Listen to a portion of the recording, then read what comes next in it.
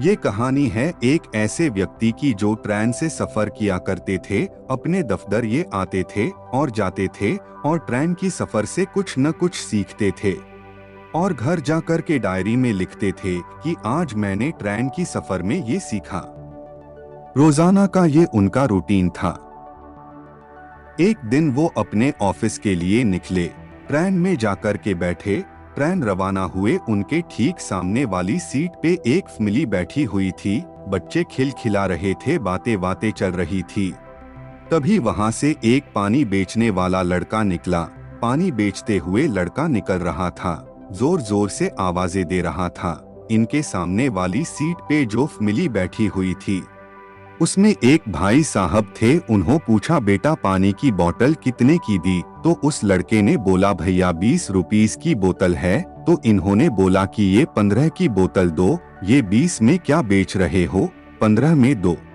तो बताओ, वो जो पानी बेच रहा था लड़का, वो सिर्फ मुस्कुराया, कुछ नहीं बोला, चुपचाप आगे बढ़ गया। ये जो भाई साहब सामने की सीट पे बैठे हुए थे, जो कि रोजाना लिखते थे कि आज क्या सीखा, इनको लगा, अंदर से जिज्ञासा हुई, भाई क्या मतलब आज सीखा है। ये फटाफट उस लड़के के पीछे गए कि ये आज मुझे ये कुछ बढ़िया सा सीख दे देगा कि क्या करना चाहिए लाइफ में। मुस्कुरा के कैसे चला गया, जिद बहस नहीं की।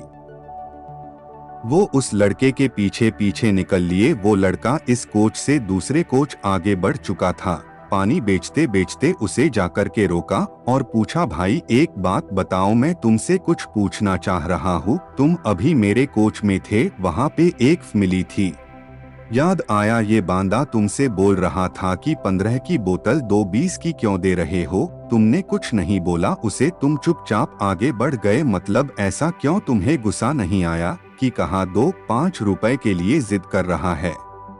एक गरीब आदमी से तुम कुछ तो बोलते। फिर उस लड़के ने कहा, वो जो भाई साहब बैठे हुए थे उनको पानी पीना ही नहीं था, उनको प्यास ही नहीं लगी थी। तो ये जो बांदा था जो रोज लिखता था, उसने पूछा, अरे तुम्हें कैसे पता चल गया कि उनको प्यास नहीं लगी थी?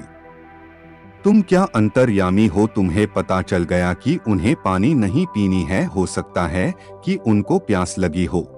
तो फिर से लड़के ने बोला, उन्हें प्यास नहीं लगी है। जिसको प्यास लगी रहती है वो पहले पानी की बोतल लेता है, उसको पीता है, उसके बाद में दाम पूछता है और पैसे दे देता है। वो फालतू की जिद बहस नहीं करता है। उस लड़के ने जब ये जवाब दिया तो उन्होंने उसे सुना और घर जाकर के डेयरी में बहुत कुछ लिख डाला। इन्होंने लिखा, जिंदगी में अगर हमने गोल बना लिया है, अगर हमारे माइंड में बात फिक्स है, तो हम फालतू के वाद विवाद में नहीं पड़ेंगे। लेकिन हमारा गोल फिक्स नहीं है, अगर हमें पता ही नहीं है कि हमें क्या करना है, तो हम बहुत सारी कमियां उस गोल में जिंदगी के गाल में भी निकालते रहेंगे और बस इसी चाकर में टाइम खत्म कर देंगे। खास करके जो भी स्टूडेंट्स इस कहानी को पढ़ रहे हैं, तो आप वो 3-4 ऑप्शंस में उलझ करके रह जाएंगे। साल पर साल निकलते चले जाएंगे और उसके बाद में आपको महसूस होगा कि क्या टाइम तो तब था, तब तो कुछ क्या ही नहीं। लाइफ में अपने गोल को फिक्स कीजिए और फिर वाद विवाद में पड़ने वाली बात आएगी ही नहीं। तो दोस्तों, आपको ये स्टोरी कैसी लगी, ये हमें कमेंट जरूर कीजिए और अपने फ्रेंड को शेयर कीजिए।